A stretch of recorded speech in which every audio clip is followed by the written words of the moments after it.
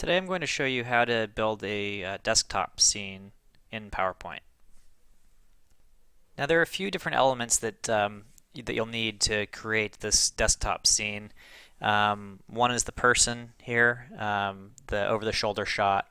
You'll need whatever screen capture you want to put on the screen. You need actually then the screen as well. And I usually create these assets in two different ways. One with the screen just white, and the other where I actually have it be transparent. And I found that working with the transparency makes it a lot easier when you're trying to line up the edges. Then you're going to have the desktop surface and then the background.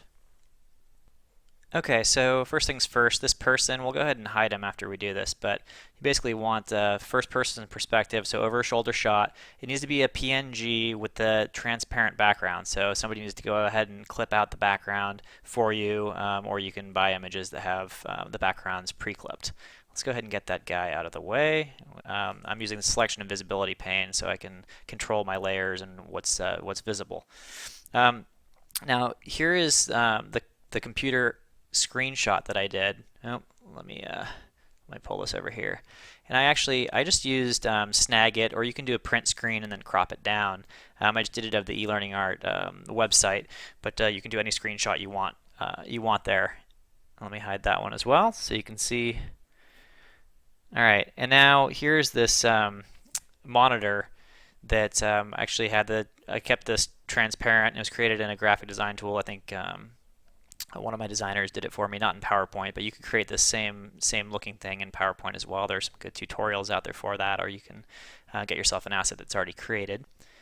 And I think probably in PowerPoint, one of the more confusing things here is creating that desktop thing. And let me go ahead and show you what's going on here. So if I go to format this,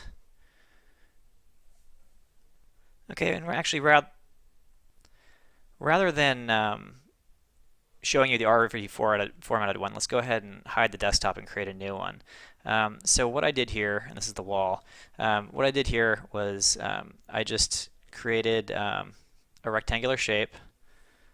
And you have to play around with this to get it right, but create that rectangular shape, go to Format Shape, and then you're going to want to do Picture or Texture Fill. It's actually a texture.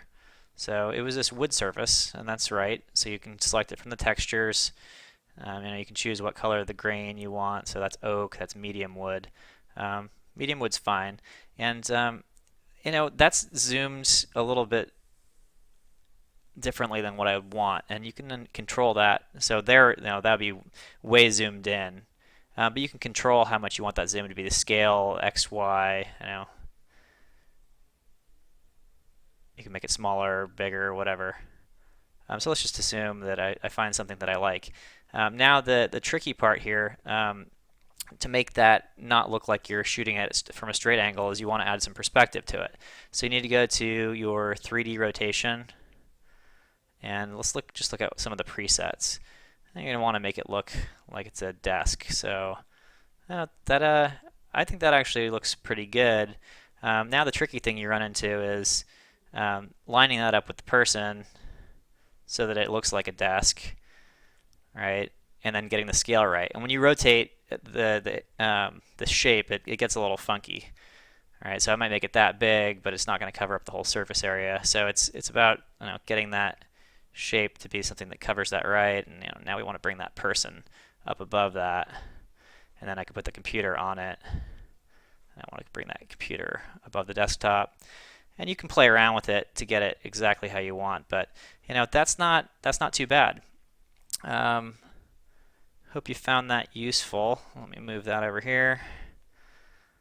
But it's really just creating each of those separate elements and then putting it all together.